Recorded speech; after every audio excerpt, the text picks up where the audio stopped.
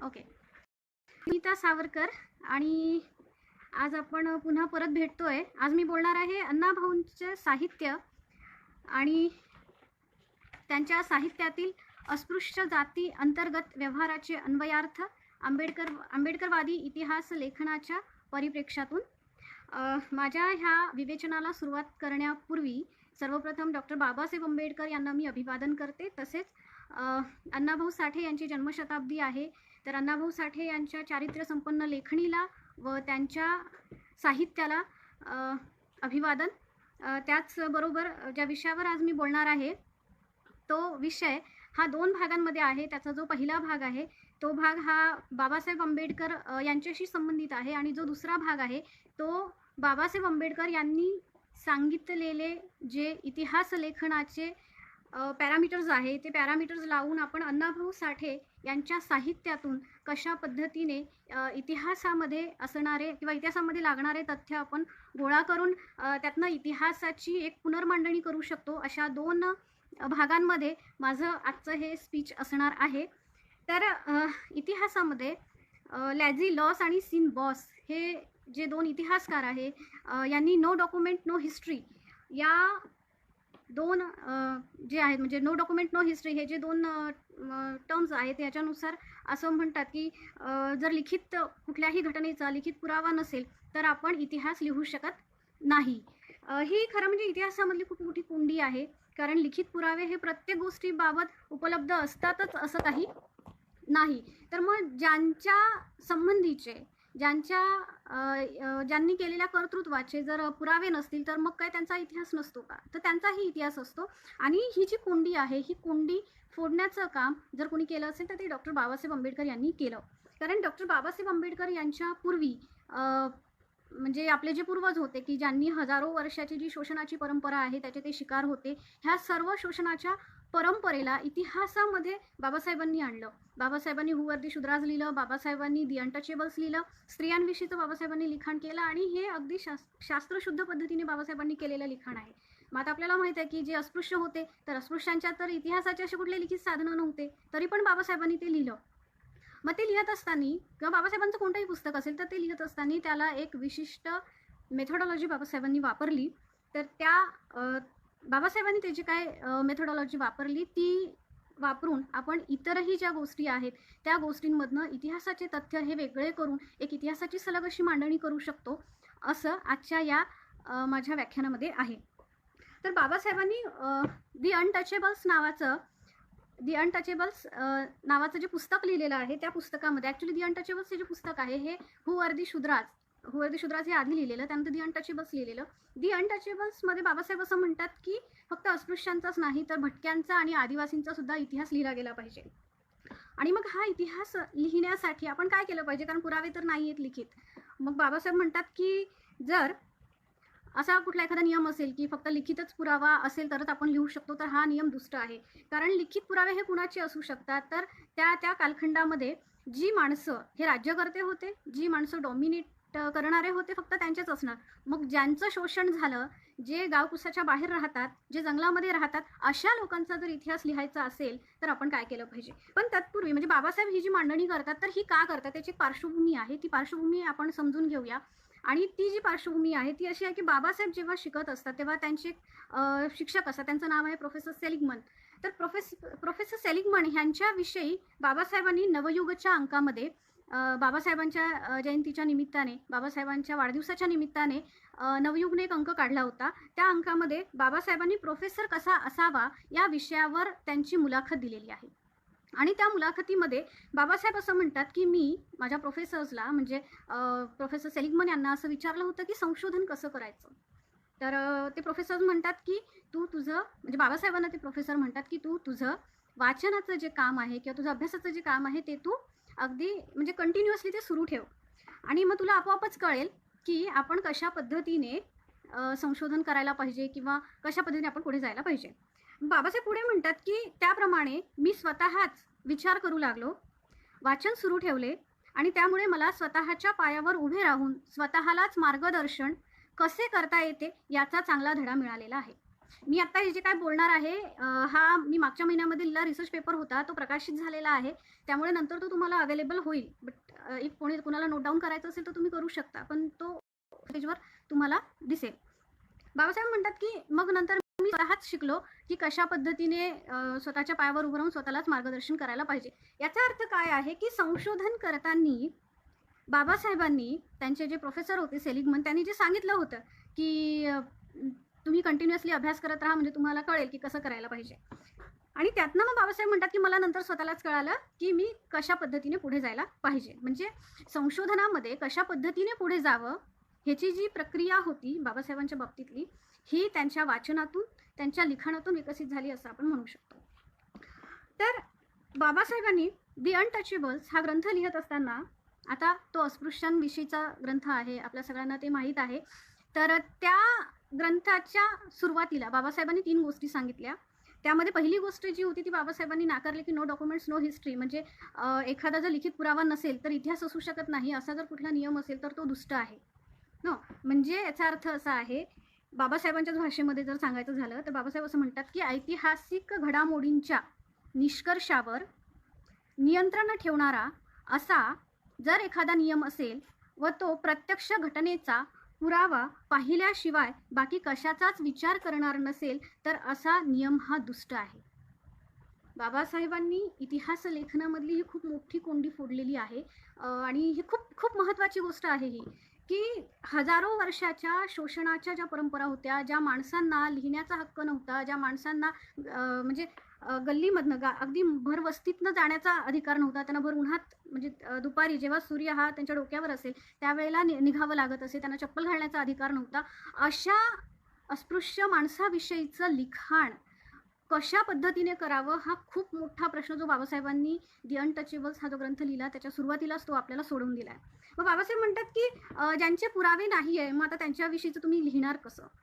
तर बाबासाहेब दुसरी एक गोष्ट सांगतात की गृहीत पक्ष, म्हणजे तुम्ही जेव्हा एखादी तुम्हाला आता मांडायचं आहे की बाबा अस्पृश्यांचं असं असं शोषण झालं किंवा अस्पृश्यांची शैक्षणिक परिस्थिती अशी अशी होती, एक काही पण तुम्हाला जे काही गृहीतक मांडायचं असेल ते गृहीतक, तर ते गृहीत जे आहे, तो जो गृहीत पक्ष आहे तो सभोवतालच्या घटनांशी सुसंगत असावा. त्या घटनांचे स्पष्टीकरण त्यात असावे, म्हणजे आपण जे मांडणार आहोत त्याच्यामध्ये, आणि त्याचा त्याने अन्वयार्थ लावावा. म्हणजे आपल्या आंबेडकरवादी संपूर्ण जे चळवळ आहे, आपल्या चळवळीचं एक जे वैशिष्ट्य आहे ना, की आपल्याकडे तर्क करण्याची जी शक्ती आहे किंवा तर्काधिष्ठित विचार करण्याचा जो आपला हे आहे, म्हणजे आपल्याला ती सवय आहे की आपण प्रत्येक गोष्टीचं कारण, कार्य, कारण, भाव ह्या सगळ्या गोष्टी आपण शोधत असतो. तर ही जी गोष्ट आहे ना, ही बाबासाहेब म्हणतात की तुम्ही तिथं अन्वयार्थ लावला पाहिजे. तुम्ही तर्काच्या आधारे त्या घटनांची जी सुसंगती आहे ती लावली पाहिजे. आता हे सगळं लावून झाल्यावर आपण जे केलेलं आहे ते योग्य आहे की नाही किंवा ते इतिहासाच्या चौकटीत बसतं की नाही, यासाठी बाबासाहेबांनी तिसरा, म्हणजे आपण ज्याला म्हणतो ना की एखादी गोष्टीची पडताळणी करण्यासाठी आपण क्रॉस चेक केलं पाहिजे. तर ते क्रॉस चेक करण्यासाठी बाबासाहेब म्हणतात की हा सिद्धांत विशुद्ध अनुमानावर आधारित आहे की नाही व हा सिद्धांत शक्य कोटीतील आहे की नाही. म्हणजे तुम्ही लावलेला तर्क हा विशुद्ध अनुमानावर आधारित आहे की नाही आणि तुम्ही लावला तर्क ही गोष्ट शक्य आहे की नाही. ह्या 3 गोष्टी बाबासाहेब सांगतात आणि ह्या 3 गोष्टींच्या माध्यमातनं तुम्ही इतर कोणत्याही ज्या गोष्टी आहेत, म्हणजे आपल्याला आदिवासींचा अभ्यास करायचा असेल, आपल्याला स्त्रियांचा अभ्यास करायचा असेल, तर ह्या लोकांचा अभ्यास करण्यासाठीचे हे जे 3 नियम बाबासाहेब सांगतात हे खूप महत्त्वाचे आहेत. ह्या 3 नियमांबरोबर आपण अस्पृश्य लोकांचं, आदिवासी लोकांचा, स्त्रियांचा, की ज्यांचा तत्कालीन जे शासनकर्ते होते, ज्यांनी त्यांची कधीही साधी नोंद घेतली नाही. म्हणजे आपण आजही बघू शकतो की एखाद्या फॅमिलीवर जर अन्याय झाला तर त्या फॅमिलीचं आजही पूर्णपणे कुठेही पेपरला येत नाही. ही आजची सुद्धा अवस्था आहे. म्हणजे फॉर एक्झाम्पल आपण जर सपोज विहार बांधण्याचं काम करत असू आणि तिथे जर काही प्रॉब्लेम झाला तर फार मोजकीच नावं येतात, सगळ्यांची नावं येत नाही आणि विशेषतः त्यामध्ये स्त्रियांची नावं येत नाही.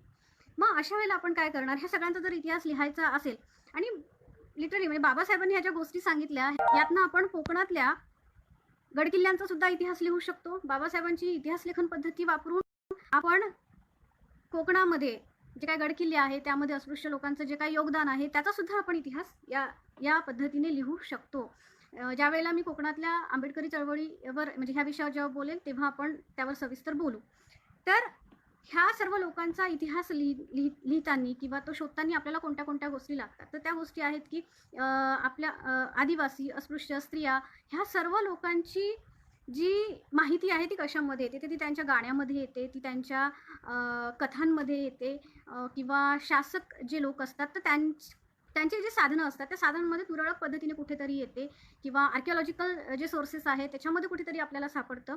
पण हे अगदी तुटक स्वरूपामध्ये असतं. पण ह्याला जोडण्यासाठी आपण काय करावं, त्याचं उत्तर बाबासाहेब आंबेडकर देतात. अशाच पद्धतीने म्हणजे ही जी पद्धत आहे, ह्याच पद्धतीने आपण अण्णाभाऊ साठे यांच्या साहित्याकडे बघणार आहोत. अण्णाभाऊ साठे यांचं साहित्य काय आहे, तर अण्णाभाऊ साठे यांचं जे साहित्य आहे ते सामाजिक आणि सांस्कृतिक मूल्यांनी भरपूर म्हणजे भरलेलं असं साहित्य आहे. अण्णाभाऊ साठेंच्या साहित्यामध्ये आपल्याला ग्रामीण जीवन सापडतं. अण्णाभाऊ साठेंच्या साहित्यामध्ये आपल्याला मध्ययुगीन महाराष्ट्राची जी खेड्यांची रचना आहे ती सापडते. अण्णाभाऊ साठेंच्या साहित्यामध्ये आपल्याला म्हणजे जी गोष्ट कुठे तुम्हाला लिखित स्वरूपामध्ये मिळणार नाही अशा पद्धतीच्या गोष्टी आपल्याला अण्णाभाऊ साठेंच्या साहित्यामध्ये सापडतात. तर अण्णाभाऊ साठे ह्यांच्या म्हणजे सर्वच्या सर्व साहित्याविषयी मी बोलणार नाही, परंतु काही एक 2-4 उदाहरणं आपण घेऊ आणि मग त्यानंतर आपण ते समजून घेऊया की ते कशा पद्धतीने आपण करू शकतो. त्यातलं पहिलं उदाहरण मी घेते आहे, ती म्हणजे फकीरा ही कादंबरी. फकीरा ही जी कादंबरी आहे ती जवळजवळ बऱ्याच लोकांनी वाचलेली आहे. वाचली नसेल तर खूप लोकांनी त्यावर बोललेलं आहे आणि फकीरा ह्या कादंबरीवर चित्रपटसुद्धा आहे. तर हा जो फकीरा असतो, हा फकीरा मातंग समाजातलं एक नेतृत्व आहे, तो नायक आहे. आणि हा नायक त्या तत्कालीन समाज व्यवस्थेमध्ये बंड करणारा नायक आहे. हा नायक त्या समाजासाठी झिजणारा नायक आहे. हा नायक, त्याला एक शौर्याची परंपरा आहे, ती त्याच्या वडिलांपासून आहे आणि त्याच्या पूर्वजांपासून सुद्धा आहे. कारण त्याच्या हातामध्ये असणारी ही जी तलवार आहे, हे त्याचे जे पूर्वज आहे ते पूर्वज कुठेतरी सैन्यामध्ये असले पाहिजे त्याचं ते उदाहरण आहे. हा फकीरा हा एका पाटलाच्या घरातनं वाड्यातनं पैसे जे आहे ते लुटून आणून त्या गावामध्ये वाटतो, त्या गावातल्या लोकांना तो देतो. ह्याचा परिणाम जो होतो, तो जो परिणाम आहे तो असा आहे की गावातली लोकं ही फकीराच्या विरोधामध्ये फितूर होतात. त्यामध्ये नावं पण आहेत. त्यामध्ये पाटील आहे आणि बरेच लोक आहे की जे ब्रिटिशांना सांगतात आणि त्या गावातल्या मातंग आणि महार लोकांना 3 वेळेस हजेरी लावायला सांगतात. आता 3 वेळेस जर ही माणसं हजेरी लावणार तर मग ती कमवणार काय, खाणार काय, पिणार काय आणि मुलांना काय देणार, हा खूप मोठा प्रश्न आहे. ह्या गोष्टीनंतर बऱ्याचशामध्ये घटना आहेत आणि त्या घटनानंतर ब्रिटिश अधिकारी हे फकीराच्या नावाने वॉरंट काढतात आणि वॉरंट काढून त्या गावातले जे लोक आहेत ते लोक ते ओलीस धरतात आणि ओलीस धरून फकीरा हा शरण येतो. आता फकीरा ही जी कादंबरी आहे, ह्या कादंबरीमध्ये ब्रिटिशांच्या बाजूने म्हणजे त्यामध्ये जो मायकल जॉन हा जो ब्रिटिश अधिकारी आहे, ह्या ब्रिटिश अधिकारी हा ह्या गोष्टीची नोंद कशी करेल, तर हा त्या गोष्टीची जी नोंद आहे ती ब्रिटिश लोकांच्या दृष्टीने करेल. म्हणजे ज्यांच्या म्हणजे त्याचं निघालेलं वॉरंट असेल किंवा तो महसूल व्यवस्था आणि प्रशासन व्यवस्था ह्याला डिस्टर्ब करणारा माणूस म्हणून त्याची नोंद होईल. अशा पद्धतीने फकीराचं जे हिस्ट्री आहे ते ब्रिटिशांच्या दृष्टिकोनातनं असेल. परंतु हा जो फकीरा आहे, हा फकीराचं तेवढंच एक गोष्ट सत्य नाही आहे ना. म्हणजे फकीराची दुसरी पण एक बाजू आहे, ती जर आपल्याला समजून घ्यायची असेल तर ती बाजू समजून घेण्यासाठी अण्णाभाऊ साठेच्या कादंबरीमध्ये अण्णाभाऊंनी फकीराच्या बाजूने ज्या ज्या गोष्टी मांडलेल्या आहेत त्या सर्व गोष्टींना आपण जर क्रमवार लावलं आणि ती क्रमवार लावून आपण जर तशी मांडणी केली की फकीरा याने असं का केलं, किंवा फकीरा हा ब्रिटिशांना जरी घातक वाटत होता तरी त्या गावातल्या लोकांना तो घातक वाटत नव्हता, कारण तो त्यांच्यासाठी काम करत होता. ज्या लोकांना दिवसभरातनं 3 वेळा पोलीस चौकीमध्ये जाऊन त्यांना हजेरी द्यायची असेल, त्या लोकांच्या पोटापाण्याचा प्रश्न होताच ना. तर तो सोडवण्याचं जे काम आहे ते कोणी केलं, ते जे काम आहे ते फकीरांनी केलं. मग ते फकीरांनी केल्यामुळे तिथल्या सामान्य माणसासाठी तो नायक आहे. मग त्याची नायक म्हणून जी बाजू आहे, त्याचं नायक म्हणून असणारं जे कर्तृत्व आहे ना, तर ते इतिहासाच्या कक्षेमध्ये येण्यासाठी, कारण की इथल्या समाजव्यवस्थेने फकीराला तशा पद्धतीने वागायला, तशा पद्धतीचे गुन्हे करायला मजबूर केलेलं असतं. त्यामुळे फकीराचा जरी इतिहास लिहायचा असेल तर तो आपण या पद्धतीने लिहू शकतो. त्याचबरोबर जो मुख्य आणि मेन विषय आहे तो आहे की आपल्याकडे महाराष्ट्रामध्ये जी समाजव्यवस्था आहे, समाजव्यवस्थेमध्ये मातंग, महार, चांभार आणि ढोर ह्या ज्या शेड्यूल कास्टमध्ये येणाऱ्या जाती आहे यांच्यामध्ये कायम एक म्हणतात ना त्याला इनव्हिजिबल तणाव असतो किंवा इनव्हिजिबल म्हणजे अशी एक तर आपल्याला दिसून येत नाही, तिथं कायम एक संशयाचा छोटासा धागा तो आजही आपल्याला दिसतो एकमेकांविषयी किंवा आम्ही श्रेष्ठ हे कनिष्ठ असं. तर हे असं का होतं ह्याचं अतिशय उत्तम विश्लेषण हे अण्णाभाऊ साठेंच्या उपकाराची फेड ह्या कथेमध्ये आहे. ही कथा माझ्या दृष्टीने एक इतिहासाचे अभ्यासक म्हणून मला खूप महत्त्वाची वाटते आणि ती प्रचंड प्रचंड म्हणजे सामाजिक क्षेत्रातल्या प्रत्येक गोष्टीला ती स्पर्श करते. एवढंच नाही तर ती डॉक्टर बाबासाहेब आंबेडकरोत्तर जी काही दलित चळवळ आहे तर त्याचे सुद्धा संदर्भ आपल्याला त्या कथेमध्ये दिसतात. काय आहे ती कथा? ती कथा अशी आहे की त्यामध्ये लखू नावाचा मांग आहे, मळू नावाचा महार आहे, शंकर नावाचा चांभार आहे आणि मन्या नावाचा परीट आहे. आणि ही चौघं ह्या चौघांच्या अवतीभोवती ती कथा फिरते. ही कथा बलुतेदारी पद्धतीवर सुद्धा एका वेगळ्या प्रकारे एक फोकस ज्याला आपण म्हणूया तो टाकते. आणि जी गोष्ट खूप महत्त्वाची आहे म्हणजे गावकुसामध्ये ज्या लोकांचं सर्वात जास्त शोषण झालं ती महार लोक. हे म्हणजे सगळ्यात जास्त गावकीची कामं जर कुणी केली असतील तर ती महार लोकांनी केली, पण सगळ्यात जास्त शोषण सर्वात जास्त अन्याय जर कुणावर झाला असेल तर तो गावातल्या महार लोकांवर झाला. तर त्याचं तंतोतंत आणि अक्षरशः म्हणजे प्रत्येक शब्दाला अर्थ असणारी अशी ही कथा आहे. तर ही कथा म्हणजे त्याचे जे डायलॉग्स आहेत ते डायलॉग सांगत सांगत आपण पुढे जाऊया आणि त्याचं विश्लेषण आपण बघूया.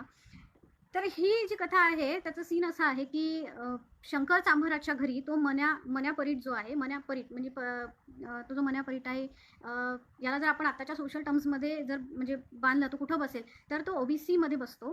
तर हा मन्या परीटचं जुनं जे चप्पल आहे ते चप्पल सांधण्याचं काम हा शंकर चांभार करत असतो. म्हणजे तो बसलेला असतो त्याच्या पडवीमध्ये. आणि थोड्या वेळाने लखू मांग येतो तर त्याची पण चप्पल तुटलेली असते आणि त्यानंतर मळू महार सुद्धा येतो तर त्याची सुद्धा जी चप्पल आहे ती तुटलेली असते. दोघं पण येतात आणि असे लांब बसतात. ते लांब बसतात आणि मग ते मन्यापरीचं चप्पल शिवून झाल्यानंतर मळू महार जे आहे ॲक्च्युली मळू महार म्हणजे मळू नाना हे वयाने खूप मोठे असतात. त्याच्यामुळे जो शंकर चांभार आहे तो त्याच्याजवळची आरी आणि सळ हे मळू नानाकडे फेकतो म्हणजे मळू महार यांच्याकडे तो असं दुरून फेकतो. ओके. सो शेड्यूल कास्टमध्ये ज्या जाती येतात त्या जातींमध्ये सुद्धा जी हायरार्की आहे की म्हणजे चांभार जे आहे ते म्हणजे उच्च समजतात किंवा समजले जातात आणि त्यांच्यापेक्षा खालचे मांग महार आणि ढोर हे असे. तर तो काय करतो की त्याला असं ते दुरून फेकून देतो आणि तेवढ्यात लखू मांग पण म्हणतो की तू मला पण दे. तर शंकर चांभार म्हणतो की माझ्याकडे आहे एक आरी आणि सळ आणि मागता तुम्ही दोघं तर कसं व्हायचं, नाहीतर ममईच्या भांडणावानी हितच भांडण लागेल. हे जे शब्द आहे हे शब्द आपल्याला सांगतात की ममईच्या भांडणावानी इथंच भांडण लागलं म्हणजे काय, तर मुंबईसह महाराष्ट्र हा जो काही संघर्ष होता तो संघर्ष ह्या वाक्यामध्ये आपल्याला दिसतो की ती मळू महाराज शंकर चांभाराला ते माहीत आहे मुंबई गुजरातची का मुंबई महाराष्ट्राची. हा जो वाद झाला होता त्या म्हणजे तो जो वाद होता तो वाद ह्या शब्दांमध्ये कारण की तो तत्कालीन असावा म्हणजे त्या कालखंडामध्ये ती कथा लिहिलेली असेल त्यामुळे ते शब्द तिथे येतात म्हणजे तो संदर्भ आहे कंटेम्पररी त्या कथेमध्ये. त्यानंतर दुसरा असा मुद्दा होतो की चांभार जो आहे ना तो असं त्याला असं दुरून देतो. तो त्याचे जे म्हणजे तो जसं परीटचं जुनं चप्पल शंकर चांभार हातामध्ये घेऊन शिवतो ना तशा पद्धतीने तो महाराजचं म्हणजे मळू नानाचं आणि लखू मांग ह्या दोघांची चप्पल स्वतःच्या हातामध्ये घेऊन तो शिवत नाही. तर मग असं हा का करतो किंवा हा असं का करत असेल बाबा. तर त्याचे आपण जर थोडासा पाठीमागे विचार केला तर ह्याची जी पाळंमुळं आहे ती आपल्याला पेशवाईमध्ये दिसतात. पी.ए. गवळी सरांचा खूप चांगला अभ्यास पेशवेकालीन समाजव्यवस्थेवर आहे. तर मी त्यांच्याच पुस्तकातनं तो संदर्भ घेतलेला आहे की पेशवाईमध्ये चांभार लोकांनी महार लोकांचे जुने चप्पल शिवायचे की नाही शिवायचे यावर वाद निर्माण झाला होता आणि हा वाद पेशव्यांच्या दरबारापर्यंत गेला होता. आणि तो जो वाद होता त्याचा जो निकाल लागलेला आहे तो निकाल मी त्याच तत्कालीन भाषेमध्ये ते आहे. मी तुम्हाला जसंचं तसं ते सांगते म्हणजे तुम्हाला ते समजायला सोपं जाईल. तो जो निकाल लागलेला आहे तो निकाल असा आहे की बुरुड महार व चांभार प्रांत जुन्नर पुणे यांचा कजिया होता. चांभार म्हणत आपण बुरुडाचे पायपोस जुने सालाबाद सांदीत नाही. बुरुड म्हणत सांदीत आले म्हणजे याचा अर्थ असा आहे की चांभार लोक असं म्हणायचे की आम्ही बुरुड महारचे आहे तर त्यांचे जुने जे चप्पल आहे ते आम्ही शिवत नव्हतो, पण बुरुड असं म्हणत होते की नाही हे आमचे चप्पल शिवायचे. ओके. त्यानंतर दाखले पाहता बुरुडाचे जुने पायपोस चांभार सांदीत आले ऐसे पुरत नाही. म्हणजे बुरुड महार लोकांचे जे जुने चप्पल आहे ते चांभार लोक सांदीत, म्हणजे जुन्या चप्पलांना जेव्हा तुम्ही रिपेअर करता त्याला सांदणे असं म्हणतात, ते सांदत आहे याला कोणताही पुरावा नाही. आणि म्हणून त्याच्यावरनं पेशवियाने तह केला की देशच्या चांभारांनी बुरुडाचे जुने पायपोस सांधू नयेत. आणि कोणताही पुरावा नव्हता की जुनी चप्पल महार लोकांचे चांभार लोक शिवायचे. त्याच्यामुळे मग तो पेशव्यांनी असा निर्णय दिला की नाही, जे जे देशावरची चांभार आहे त्यांनी जे बुरुड महार लोक आहे त्यांचे जुने चप्पल त्यांनी शिवायचे नाही. ओके, सो आता हा जो निर्णय आहे हा जरी देशावरचे जे चांभार आहे त्यांच्यासाठी जरी हा निर्णय दिला असेल तरीही आधुनिक काळात सुद्धा अशा पद्धतीचे उदाहरणं घडलेले आपल्याला दिसतात. मी ज्यांची आता लॉकडाऊन असल्यामुळे मुंबईला जाऊन मुलाखत घेणं मला शक्य नव्हतं. मी ज्यांची मुलाखत म्हणजे व्हॉट्सअपला घेतली आणि त्यांनी ती मला पाठवली, ते ज्यांनी आंबेडकरवादी इतिहास लेखन पद्धतीवर पहिल्यांदा लिहिलं, म्हणजे ज्यांचं पुस्तक जे आहे ते पहिलं पुस्तक आहे ते म्हणजे आमचे डॉक्टर लक्ष्मण अवचरमल सर. ते मुंबईला राहतात आणि ते सर तुर्काबादचे आहेत, मराठवाड्यातले आहेत. तर त्यांच्यासुद्धा लहानपणीचा हा अनुभव आहे की त्यांच्या आईची चप्पल सांधायला जेव्हा ते चांभाराकडे गेले आणि जेव्हा त्याने विचारलं की तुम्ही कोणत्या कास्टचे आहे, तर आणि त्यांनी खरं खरं सांगितलं, तर त्यांच्या आईची जी चप्पल आहे ती सुद्धा हातात घेतलेली चप्पल ती फेकून दिली. असा हा अनुभव त्या सरांचा सुद्धा आहे. म्हणजे याचा अर्थ असा आहे की हे काय फक्त एका विशिष्ट जॉग्राफिकल एरियामध्ये होतं असं नाही, तर हे महाराष्ट्रामध्ये आपल्याला बऱ्याच ठिकाणी दिसून येतं. आणि हे जातीची जी हायरार्की आहे ह्या हायरार्कीमुळे हे होत असतं. अशा पद्धतीचं हे उदाहरण आहे. म्हणजे याचा अर्थ असा की जो मळू महार गावामध्ये मेलेलं ढोर ओढतो, जो गावाची वेस राखतो, जो गावामध्ये म्हणजे तत्कालीन कालखंडामध्ये गावकीची जी काही सगळी कामं होती ती सर्वची सर्व कामं करणारा हा जो मळू महार होता, हा बलुतेदारी पद्धतीमध्ये गोष्ट होती की तुम्ही जर शेतकऱ्यांना सेवा देत असाल तर शेतकरी तुम्हाला बलुतं देणार. बलुतं म्हणजे धान्याच्या स्वरूपामध्ये मिळणारा मोबदला. परंतु तुम्ही शेतकरी नाही आहे, तुम्ही व्यावसायिक आहात, तर तुम्ही जर व्यावसायिक असाल तर तुम्ही सेवा द्यायला पाहिजे.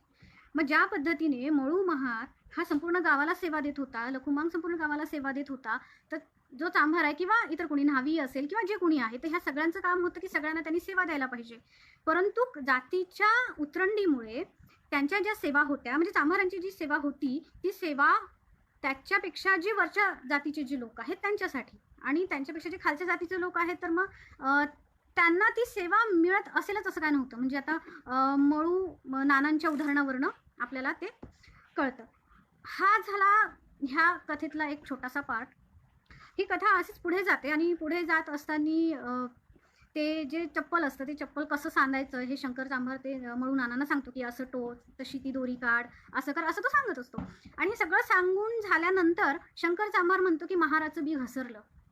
महाराचं बी घसरलं याचा अर्थ असा होतो की बाबा त्यांनी काहीतरी काम चुकीचं केलेलं आहे. तर तो म्हणतो की काय झालं, तर ते म्हणलं की तुम्ही काँग्रेसला पाडलं. हे डायलॉग खूप महत्त्वाचं आहे, तुम्ही काँग्रेसला पाडलं. तर आता काँग्रेसला पाडलं म्हणजे काय केलं की हा जो काळ आहे हा साधारणतः काळ हा 56-57 1956-57चा हा काळ आहे. तर त्यावेळेला शेड्यूल कास्ट फेडरेशननी आपलं जे पॉलिटिकल अलायन्स आहे ते महाराष्ट्र समिती जी होती त्या समितीसोबत केलेलं होतं. म्हणजे ह्याचे जे खूप मायन्यूट आणखी जे डिटेल्स आहेत ना, हे सर्वचे सर्व डिटेल्स हे माझ्या रिसर्च पेपरमध्ये आहे. कारण ती जर सगळी भाषा सांगितली तर तुम्हाला सगळ्या लोकांना ते थोडंसं बोर होईल, म्हणून मी खूप गोष्टी स्किप पण करते. तर त्यावेळेला म्हणजे शेड्यूल कास्ट फेडरेशन होतं, कारण तोपर्यंत RPI स्थापन झालेलं नव्हतं. तर त्यांनी काय केलेलं असतं की महाराष्ट्र समिती जी आहे, म्हणजे संयुक्त महाराष्ट्र व्हावा यासाठीची जी समिती होती त्या समितीमध्ये, कारण मुरकुटे नावाचे एक जे व्यक्ती आहे ते दादासाहेब गायकवाडांच्या विरोधामध्ये निवडून आले होते. आणि मग त्यावेळेला सगळ्यांनी असा विचार केला, ह्याचे जे सगळे संदर्भ आहे हे तुम्हाला जवी पवार सरांच्या पुस्तकामध्ये मिळतील. तर एक विचार करून शेड्यूल कास्ट फेडरेशनने महाराष्ट्राची जी समिती होती त्या समितीला त्यांनी सपोर्ट केला होता. आणि तो सपोर्ट झाल्यानंतर त्यावेळेला काँग्रेस पडली होती. म्हणजे काँग्रेसचे कोणी निवडून नव्हते आले, पडली होती इन द सेन्स. आणि निवडून नव्हते आले, तर हे बरोबर ते म्हणजे अण्णाभाऊ साठेंनी ते जे वाक्य होते, की तुम्ही काँग्रेसला पाडलं. तर हे वाक्य बरोबर चांभाराच्याच तोंडी बरोबर अण्णाभाऊंनी कसे घातले? कारण त्याच्यामध्ये आपल्याला एक सत्य दिसतं, ते मान्य करायला पाहिजे. आणि ते सत्य हे होतं, की कारण महाराष्ट्रातला म्हणा किंवा महाराष्ट्राबाहेरचा म्हणा, जो मोस्टली जो चांभार जो समुदाय होता, महाराष्ट्रातला तर मोठ्या प्रमाणावर तो काँग्रेसच्या बाजूने होता. आंबेडकरी चळवळ ही सर्वात शेवटच्या घटकापर्यंत म्हणजे चर्मकार समाजामध्ये जो खेड्यामध्ये राहणारा चांभार आहे, तिथपर्यंत ती नाही गेली. कारण बाबासाहेबांचे जेवढे काय चर्मकार सहकारी होते, तर त्यामध्ये थोडं म्हणजे थोडे वाद झाले, काही वैयक्तिक होते, काही वेगवेगळे त्याचे डायमेन्शन्स आहेत, ते आत्ता नाही बोलू शकत मी. तर ह्या सर्व गोष्टींमुळे काय झालेलं, की असं कधी झालं नाही आहे, की ज्या पद्धतीने कुटुंबाची कुटुंब अगदी खेड्यापासून ते शहरापर्यंत हे जसं आंबेडकरी चळवळीचा भाग बनले, तशा पद्धतीने चांभार समाजातली कुटुंबाची कुटुंब आंबेडकरी चळवळीचा भाग नाही बनले. ह्यामुळे गाव पातळीवर जेव्हा राजकीय उलथापालथींची जेव्हा चर्चा होते, त्यावेळेला जो शंकर चांभार आहे तो काँग्रेसची बाजू घेऊन बोलतो आणि मळू महार जे आहे त्यांच्यामध्ये बाबासाहेब आंबेडकर ह्यांच्या चळवळीने एक जे त्याला म्हणतो ना आपण, की आत्मविश्वास आलेला असतो आणि त्या आत्मविश्वासाच्या आधारावर मळू नाना म्हणतो, की तुला काय फरक पडला म्हणजे ते काँग्रेस नाही आली तर? मग ते जे शंकर चांभार म्हणतो, की असं नाही, त्या हत्तीवरनं असं चिलटाने ते मारणं असं बरोबर नाही, उड्या मारणं. तर मग नाना म्हणतात, की मग तुझा हत्ती पडला र कसा? नाना म्हणतात, की तुझा हत्ती पडला र कसा? जर तो हत्ती होता एवढा मोठा, तो कसा काय पडला? मग ते चांभाराला काय पुढे काय उत्तर देता येईना. तो शांत झाला. मग तेवढ्यात ते चहा पिण्याचा एक सीन त्याच्यामध्ये आहे आणि शंकर चांभार परत म्हणतो मळू नानांना, चहा घेणार का? मळू नाना म्हणतो, की मी नाही घेणार. चांभार म्हणतो, तू घ्यायला पाहिजे. प्रत्येकाने आपापल्या पायरीने वागायला पाहिजे. पण मग ते मळू नाना म्हणतात, तू माझ्या घरचं खाशील का? तर चांभार म्हणतो, की नाही, असं कसं का? आम्ही का तुझ्या घरचं खायचं का?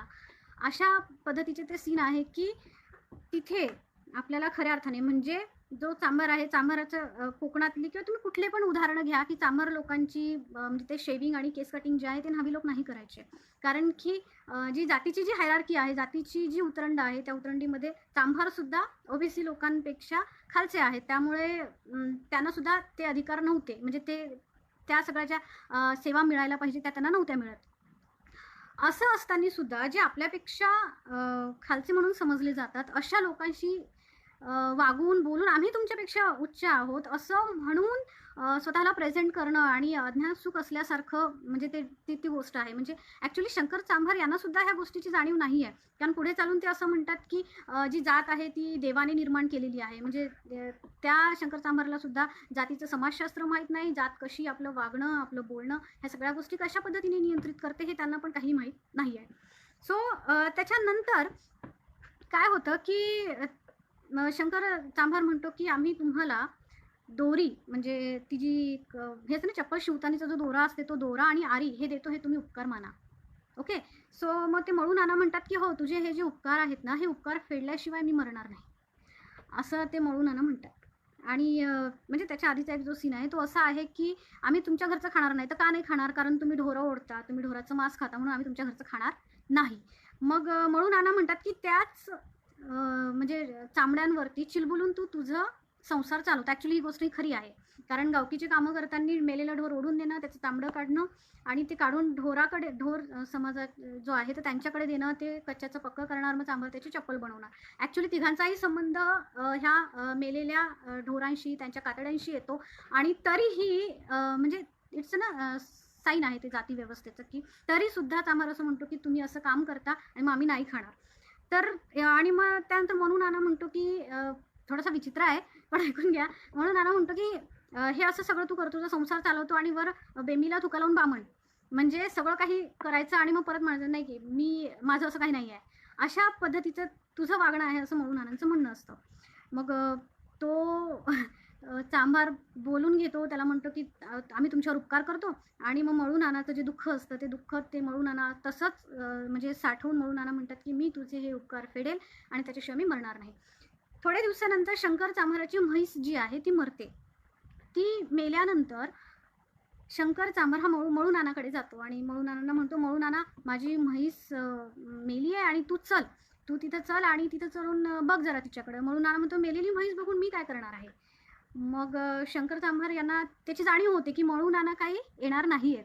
कारण की आधी हे सगळे त्यांचे वाद झालेले असतात. मग ते परत मन्या परिटाकडे जातो आणि त्यांना सांगतो की हे असं असं आहे. तर ते सांगितल्यानंतर मन्या परीट पूर्ण गावातील लोकांना घेऊन येतो आणि ते जे शब्द त्याच्यामध्ये वापरलेले आहेत ते गावाकडे आजही वापरले जातात. म्हणजे लिटरली ही खूप वाईट गोष्ट आहे की आधुनिक काळामध्ये सुद्धा आपण एखाद्या समाजाविषयी एवढ्या विचित्र पद्धतीने बोलतो किंवा त्यांना असं टार्गेट करतो. ही खूप वाईट गोष्ट आहे खरं म्हणजे. तर ते येताना काय म्हणतात की म्हारं चढली, त्यांना आता गाव दिसेना, चला म्हारुडा द्या पेटून. म्हणजे जर गावकीची कामं आपण केली नाही किंवा महार लोकांनी केली नाही तर त्या गावातली जी लोक होती ती लोक कशा पद्धतीने त्या गावातल्या लोकांशी वागायची आणि फक्त त्यांनी गावकीची कामं करण्याचा नकार दिल्यामुळे हे असं बरेचदा होतं. आपल्याला याचे अनुभव आहे. तर हे करत असताना जेव्हा तो परीट येतो, त्या परीटाच्या समोर मळू नाना उभा राहतो आणि अगदी एकटाच असतो, तो उभा राहतो. त्याच्यात एकटं उभं राहण्याची ही ताकद आली कुठून? तर ती आंबेडकरी चळवळीने त्याला दिलेली शक्ती आहे, तो आत्मविश्वास आहे, की ही गावकीची कामं मला सोडायची आहे कारण त्याच्यामध्ये माझं शोषण होतं. तर तो मन्या परीट म्हणतो की तू बाजूला सरक, मी म्हारुडा पेटवून देणार आहे. तर मळू नाना म्हणतो की तू पेटवू नकोस, मीच स्वतः हा म्हारुडा पेटवणार आहे.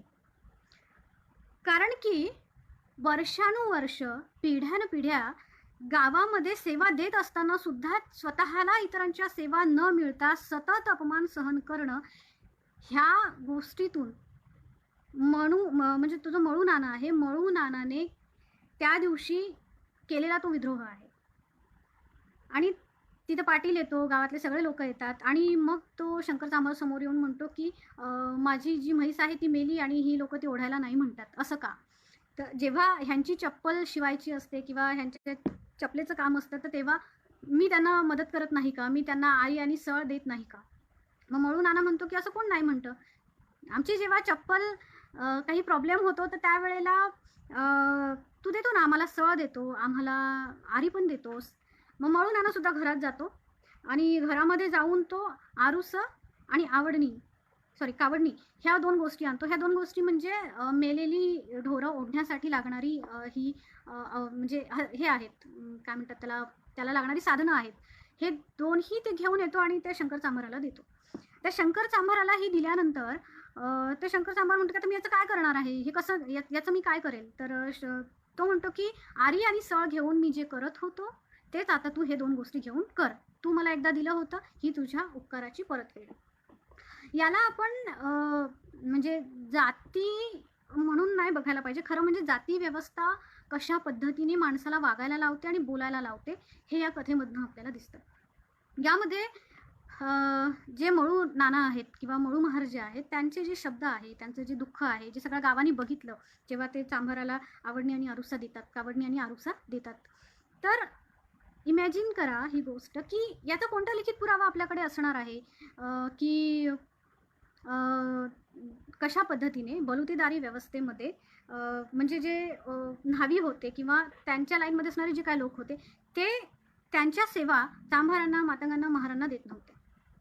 असे कितीतरी लोक आहेत, अगदी कोकणामध्ये सुद्धा बरेचसे चर्मकार असे आहेत की घरच्या घरी केस कापणे आणि शेविंग वगैरे घरी करणार, ते लोक नाही करणार, म्हणजे जे न्हावी लोक ते नाही करणार. असे खूप उदाहरणं आहेत. आणि हीच लोक म्हणजे चांभार असेल किंवा मातंग असेल तर ह्यांना सुद्धा म्हणजे हे सुद्धा त्यांच्यासारख्याच असणाऱ्या लोकांना स्वतःची सेवा नाही देत. तर ह्यामध्ये सर्वात जास्त ज्या समाजाचं, ज्या समूहाचं जे शोषण झालं किंवा ज्यांना प्रचंड अपमान सहन करावा लागला तो महार लोकांना आहे. कारण की गावकीची सगळ्यात जास्त कामं त्यांनी केलेली असताना त्यांना मात्र कुणाचीही सेवा नव्हती, त्यांच्या सेवा मात्र होत्या. तर हे जे दुःख आहे किंवा बलुतेदारी पद्धतीमध्ये असणारा हा जो दोष आहे, हा सांगण्यासाठीचा आपल्याकडे लिखित पुरावा कुठे असणार आहे? आणि हे जर लिहायचं असेल तर अशा पद्धतीने अशा कितीतरी गोष्टी असतील की ज्याच्यामध्ये ह्या गोष्टी आपल्याला म्हणजे दिसतील. तर त्यातनं ज्या फॅक्ट्स आहेत, म्हणजे बाबासाहेब जे म्हणतात की तुम्ही तर्क उपस्थित केलं पाहिजे. म्हणजे जसं मी आत्ता सांगितलं की चांभाराची जी सेवा होती ती त्याच्यापेक्षा वरच्या जाती ज्या होत्या तर त्यांच्यासाठी होती, पण मांगासाठी आणि महार लोकांसाठी ती नव्हती. म्हणजे जुनं पायपोस जे आहेत ते. नवीन चप्पलच्या बाबतीमध्ये असा कोणताही पुरावा आपल्याकडे नाहीये की ते देत नव्हता म्हणून. सो ही जी गोष्ट आहे म्हणजे ही जी जाती व्यवस्थेमधली आणि मध्ययुगीन महाराष्ट्रातली आणि हे जे संबंध आहेत जे आजही म्हणजे आज तर काय बलुतेदारी पद्धती नाही आहे. आज म्हणजे कुणीही कुणाकडे जाऊन चप्पल घेऊ शकतं, कुणीही कुणाच्या घरी जाऊन जेवू शकतं. आज खूप मर्यादा ज्या आहेत त्या आपण ब्रेक केलेल्या आहेत. आज आज आपण म्हणजे सोबत राहतो, फिरतो, जेवण करतो, अभ्यास करतो म्हणजे बऱ्याच गोष्टी चर्मकार, मातंगमार सगळं एकत्र येऊन आपण करतो म्हणजे बुद्धिस्ट आहात. तरीही म्हणजे त्या काळामध्ये असणारी ती जाती व्यवस्था, ते सिम्प्टम्स ते आजही आपल्या वागण्या बोलण्यामध्ये रिफ्लेक्ट होतात. आज तर बलुतेदारी पद्धती नाही आहे. आज तर ती हायरार्की जी आहे ती प्रत्यक्षपणे आपल्याला समाजामध्ये जरी दिसत नसली तरी इनव्हिजिबली म्हणजे अप्रत्यक्षपणे ती आपल्या कृतीमध्ये आजही दिसते, की ती आपण पाळून सुद्धा त्याचा काही उपयोग नाही आहे. आज या भारतामध्ये संविधानाचं राज्य असताना सुद्धा अप्रत्यक्षपणे फक्त आज तिची पद्धती बदलली आहे. अशा पद्धतीने ही कथा संपते आणि यातनं म्हणजे बलुतेदारी पद्धतीमध्ये असणारा जो मूळ एक जो खूप मोठा दोष होता की एका विशिष्ट समाजावर एवढा अन्याय होतो, तर हे आपण या कथेच्या माध्यमातून सांगू शकतो. आता ही काय एक कथा नाही आहे, एक आणखी 2-4 उदाहरणं मी घेते. चित्रा नावाची एक कादंबरी आहे आणि त्या कादंबरीमध्ये दुसरं महायुद्ध जे होतं, आपण स्त्रियांचा अभ्यास करतो इतिहासामध्ये, तर दुसऱ्या महायुद्धाच्या काळामध्ये वेगवेगळ्या गोष्टींची जी मागणी झाली त्या मागणी मध्ये स्त्रियांची पण एक मागणी झालेली होती. त्यामुळे बऱ्याचशा गावाकडनं ज्या मुली होत्या, स्त्रिया होत्या, तर त्यांचीसुद्धा खरेदी विक्री झालेली. तर ह्या संबंधाने ती जी चित्रा कादंबरी आहे, ती चित्रा कादंबरी खूप मोठा प्रकाश त्याच्यावर टाकते. तर जेव्हा आपण स्त्रियांचा इतिहास लिहितो, तर ते इतिहास लिहित असताना आपण ह्या कादंबरीकडे बघितलं पाहिजे. कारण की अण्णाभाऊ साठेंनी लिहत असताना तत्कालीन कालखंडामध्ये त्यांना माहीत असलेल्या किंवा त्यांना ज्यांनी कोणी अनुभव सांगितले असतील त्या सर्वांचा आधार घेऊन ते लिहिलेलं आहे. ह्याचे आपल्याला कंटेम्पररी जे सोर्सेस लागतात ते मिळू शकतात. दुसरं आहे चिखलातील कमळ. हे खूप महत्त्वाचं उदाहरण आहे. चिखलातील कमळमध्ये सुंदराबाई नावाची एक मुरळी स्त्री असते. तिला मुलगी असते सीता नावाची. तर त्या सुंदराबाईला तिच्या मुलीला मुरळी करायचं नसतं. तर हे एकमेव उदाहरण नाही आहे. असं कंटेम्पररी आणखी एक उदाहरण आहे. ते उदाहरण मी तुम्हाला आधी सांगते आणि मग नंतर तुम्हाला हे कळेल. गायकवाड शिवबाई जाधव, नंतर तिचं लग्न झालं. ती गायकवाड ही मुरळी स्त्री आणि मुरळी स्त्रिया म्हणजे कुठल्या स्त्रियांना मुरळी सोडायचे, तर स्पेसिफिकली अस्पृश्य जातींमधल्या मुलींना मुरळी सोडायचे, ज्या मुली दिसायला सुंदर असतात अशा मुलींना, किंवा एखाद्या वेळेला नवस केलेला असेल वगैरे वगैरे. तर अशी ही शिवबाई जाधव होती. शिवबाई जाधव यांच्याविषयी शिवराम जानबा कांबळे यांच्या पुस्तकामध्ये बऱ्याच मोठ्या प्रमाणावर लिहिलेलं पण आहे आणि तत्कालीन जे कंटेम्पररी जे प्रिंटेड असणारे जे वृत्तपत्र होते त्याच्यामध्ये सुद्धा आलेलं आहे. तर ही जी शिवबाई असते, ही शिवबाई समाजातील पंचांना विनंती करते, मला मुरळी व्हायचं नाही आहे, मला चांगलं आयुष्य जगायचं आहे, मला मुरळी सोडताना माझ्या मनाचा कोणी विचार केला नाही. आणि असं म्हणून ती लग्न करते. एका गायकवाड नावाच्या महार व्यक्तीसोबतच तिचं लग्न होतं आणि हे लग्न कोल्हापूरला जे हॉस्टेल आहे मिस क्लार्क हॉस्टेल म्हणजे त्या कालखंडामध्ये महार मुलांसाठी बांधलेलं ते हॉस्टेल होतं. त्या हॉस्टेलच्या आवारामध्ये विठ्ठलरामजी शिंदे यांच्या अध्यक्षतेखाली चांभार, मातंग, महार आणि ढोर ह्या सर्व जातीची लोक त्या शिवबाईचं जे लग्न असतात ते स्वीकारतात आणि ते स्वीकारून ते समाजाला असा संदेश देतात की आम्ही आमच्या समाजातल्या मुलींना आता मुरळी सोडणार नाही आणि ज्या स्त्रिया मुरळी सोडलेल्या आहे त्या सर्वसामान्य जीवन जगू शकतात, त्या लग्न करू शकतात आणि आम्ही ते स्वीकारत आहोत असं ते सांगतात. पण हे असं एवढं सगळं करूनही त्या कालखंडामधलं एक न्यूजपेपर आहे त्याच्यामध्ये ते एक त्याचा जो शेवटचा भाग आहे तो आला आहे. तो म्हणजे हा की तिचं लग्न झाल्यानंतरही समाजामधला एक पुरुष तिला तिच्या नवऱ्याच्या समोर शिवबाई जाधवला घरातनं काढून, का तर तू मुरळी आहेस आणि तुला संसार करण्याचा अधिकार नाही, तुझ्यावर म्हणजे मंदिरामध्ये ती असली पाहिजे आणि तिच्यावर सर्वांचा अधिकार आहे, तू लग्न का केलंस म्हणून तिला तिच्या नवऱ्याच्या समोर घरातनं काढून तिला मारतो. आणि ह्याचे पुरावे आपल्याला म्हणजे प्रिंटेड लेखी स्वरूपामध्ये मिळतात. अशाच पद्धतीचं हे उदाहरण आहे की ही जी सुंदराबाई आहे ही सुद्धा मुरळी आहे आणि हिला जे मूल होतं त्या मुलीला तिला मुरळी म्हणून सोडायचं नसतं. तिला मुरळी म्हणून सोडायचं नाही आहे, परंतु काही कारणास्तव म्हणजे ज्याची ती मुलगी आहे, म्हणजे सीता ही ज्या व्यक्तीपासून तिला झालेली असते तो तिचा नवरा, तर तो बरा नसतो, त्याला बरं वाटत नाही. मग ती म्हणते की जर माझ्या नवऱ्याला बरं लागलं तर मी माझी मुलगी मुरळी सोडेल, असं ते नवस वगैरे बोलणं आणि अंधश्रद्धा ह्या तत्कालीन कालखंडामध्ये हे ऑब्वियस आहे, ते होतं. आज आपण एवढ्या प्रमाणामध्ये नाही मानत. पण नंतर तिला वाईट वाटतं, तिचा नवरा चांगला होतो, पण नंतर ती म्हणते की नाही, मी जरी असं म्हटलं असेल ना तरी मला माझ्या मुलीला मुरळी नाही सोडायचं. ती नाही सोडत. मग त्याच्यानंतर तिच्या घरातले तिचे सावत्र भाऊसुद्धा आजारी पडतात आणि मग सगळ्या गावामध्ये चर्चा होते की ही हिच्या मुलीला मुरळी सोडणार होती आणि हिने मुरळी नाही सोडलं, मग त्याच्यामुळे हे असं झालं. आणि मग तिची इच्छा नसताना तिला तिच्या मुलीला म्हणजे सीताला मुरळी म्हणून सोडावं लागतं. मग हा जो एका अस्पृश्य महिलेचा तिला तिच्या मुलीला ह्या नरक यातनांमध्ये ढकलायचं नसताना सुद्धा फक्त समाज व्यवस्था म्हणते म्हणून, फक्त समाजाच्या प्रथा आणि परंपरा सांगतात म्हणून तिला तिच्या मुलीला मुरळी म्हणून सोडावं लागतं. तर हा जो अस्पृश्य स्त्रियांचा जो इतिहास आहे किंवा त्यांची झालेली जी कुचंबना आहे, त्यांच्या ज्या भावना आहेत, नाही तेव्हा तर जे अभ्यासक आहे ते तर म्हणजे अशा गोष्टी असतात समाजामध्ये एका विशिष्ट स्तरातल्या ज्या महिला आहेत त्यांनाच जसं काय दुःख असतं, मग त्यांनाच जसं काय त्यांचे जे विचार आहेत तेच फक्त स्त्रीवादी विचार असतात आणि त्यांच्याच विचारांचं सगळं गुणगान असतं. पण अस्पृश्य स्त्रियांच्या बाबतीतलं जे काय लिखाण आहे किंवा अस्पृश्य स्त्रियांनी जे काय भोगलेलं आहे ह्या समाज व्यवस्थेमध्ये, बलुतेदारी पद्धतीमध्ये, ह्या सर्वांना लिहायचं जर असेल तर मग लिखित साधनं आपण कुठून आणणार? त्यासाठी अण्णाभाऊ साठेंनी लिहिलेल्या ह्या ज्या कथा आहेत त्या कथांमधनं आपल्याला जे अण्णाभाऊ साठेंनी लिहिलेली चिखलातलं कमळ ही जी कादंबरी आहे ही सत्य आहे आणि ह्याच्यामध्ये सांगितलेले पात्र जे ह्याच्यामध्ये तथ्य आहे हे सांगण्यासाठी मी तुम्हाला शिवबाई जाधव यांचं उदाहरण दिलं की हे असं असतं. म्हणजे असं नको व्हायला की ती फक्त कथेमध्ये आणि प्रत्यक्षामध्ये तसं काही नाही. म्हणजे ते सांगण्यासाठी मी तुम्हाला ते उदाहरण दिलं.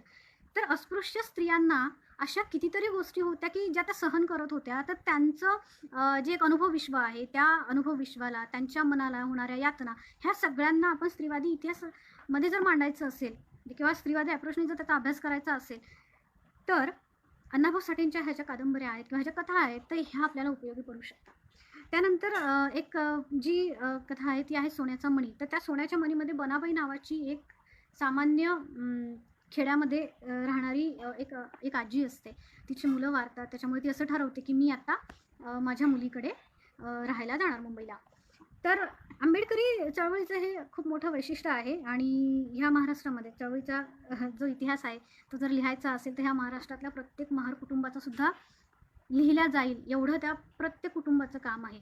कारण ज्याला आपण फॅमिली हिस्ट्री म्हणतो, ती फॅमिली हिस्ट्रीमध्ये तर जवळजवळ सर्वच्या सर्व महार कुटुंब जेवढे पण महाराष्ट्रामध्ये राहतात त्या प्रत्येकाचं कुठे ना कुठे काही ना काही कॉन्ट्रीब्युशन आहे. हे सगळं आपण लिहू शकतो. तर ही बनाजी म्हणजे बनाबाई जी आहे ही असा विचार करते की आता मी माझ्या मुलीकडे जाणार आहे. मग तिचं वय झालेलं असतं. मग आता मला जर मृत्यू तिथेच झाला तर मेल्यानंतर माझ्या तोंडामध्ये जो सोन्याचा मणी म्हणजे प्रथा आहे आपल्याकडे की जो माणूस मरतो तर त्याच्या तोंडामध्ये सोन्याचा मणी आणि पान असतं खायचं ते ठेवलं जातं. तर ते तसं मग तिला तिच्या मृत्यूपश्चात सगळ्या गोष्टी नीट व्हायला पाहिजे ना. मग आता मुलगी कुठून आणणार सोन्याचा मणी, म्हणून ती काय करते की ती स्वतः एक सोन्याचा मणी पदराला असं गाठ बांधून ती जाते आणि त्यावेळेला ती मुंबईमध्ये जिथे असते तिथे आंबेडकरी चळवळीचे जे कार्यकर्ते आहे ते कार्यकर्ते फंड गोळा करत असतात. तर हा 57-58चा हा काळ आहे. तर त्या काळामध्ये ही बनाजी जी असते ही आजी नुकतीच गावाकडनं आलेली असते. मग त्यांना असं वाटतं ही काय देणार आपल्याला ही आजी. मग तिला ते कळतं की ही आलेली आहेत माणसं आणि असं. तर ती कुठलाही विचार न करता ती आजी तिच्या पदरामध्ये बांधलेला जो सोन्याचा मणी आहे तो सोन्याचा मणी हा त्या कार्यकर्त्यांना देतो.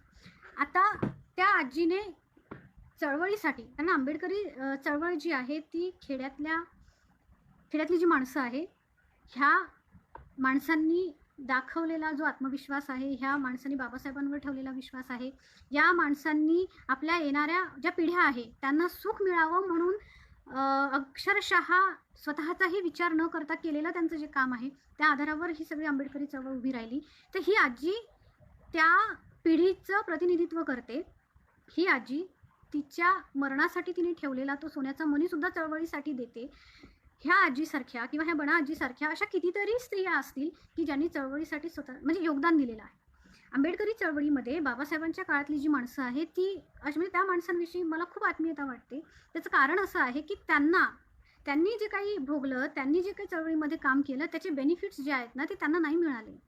ती अशी एक पिढी होती की त्या पिढीला फक्त आपल्या येणाऱ्या पिढ्यांचं आयुष्य सुखात जावं, आपण जे सहन केलं ते त्यांना सहन करायला लागू नये, म्हणून त्या पिढीने प्रचंड मेहनत केली. कोरड्या भाकरी आणि उपाशी उपाशी राहून मैलोनमैल चालून ही माणसं जात होती. ही माणसं ही अशी पिढी आहे की ज्याला त्यांनी मेहनत केली चळवळीमध्ये, त्यांनी चळवळीसाठी खस्ता खाल्ल्या, पण चळवळीचं कुठलंही बेनिफिट त्या माणसांना मिळालं नाही आणि म्हणून ही माणसं, त्यांचं कर्तृत्व, त्यांचं योगदान हे इतिहासाच्या कक्षेमध्ये येणं फार गरजेचं आहे. मग आता बनाजीने केलेलं जे काय काम होतं किंवा हिने जे काही दान दिलेलं आहे चळवळीसाठी, ह्याचा आपल्याकडे लिखित पुरावा कुठून असणार आहे? किंवा ह्या आजीसारख्या अशा अनेक स्त्रिया आहेत, तर ह्यांच्याविषयीचे जर डॉक्युमेंट नाही आहे तर मग आपण लिहायचंच नाही का? हा खूप मोठा प्रश्न आहे. आणि ह्यांच्याविषयी आपण जर लिहायचं असेल तर मग काय करायचं? मग आपल्याला जर असं लिहायचं असेल तर बाबासाहेब ज्या पद्धतीने सांगतात की जिथे कुठे